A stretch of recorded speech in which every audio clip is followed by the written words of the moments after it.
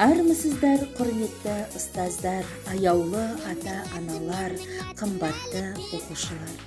Құрметті ұстаздар, ата-аналар, қымбатты оқушылар, сіздерді білім күнімен және жаңа оқу жылының басталуымен құттықтаймын. 1 қыркүйек әр адамның жүрегінде жақсы естелік қалдыратын, жарық та жылы сезімдерге толы ерекше күн.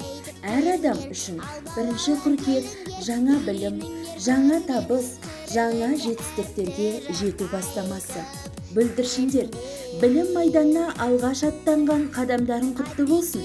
Еліміздің көк байрағын аспандататын, келешекке нық қадам баса алатын, білімді де саналы азамат болыңдар. Шығыңдар білім шыңына, батамыз осы сендерге, болыңдар үздік тағыда, оқуда да, еңбекте. Қымбатты ата-аналар, сіздерді тағы да шын жүректен 1 қыркүйек күнімен құттықтаймын.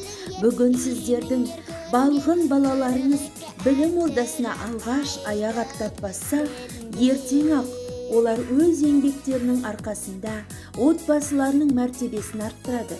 Мемлекеттің жаңаруына, оның құдіретін күшейтуге өз білімдерімен күш қайраттарын аянбай жұмсайтын болады. Күтіп тұр алда сан қызық, асулар асқар нешесін. Кеудеңе үміт жаңғызып, азамат болып өсесің. Үміттің отын жандырған, қызырдан болсын қолдаушың. Қош келіпсің балдырған, қадамыңа нұр жаусын. Ұшталған үміт арманнан, таудай болсын талабың.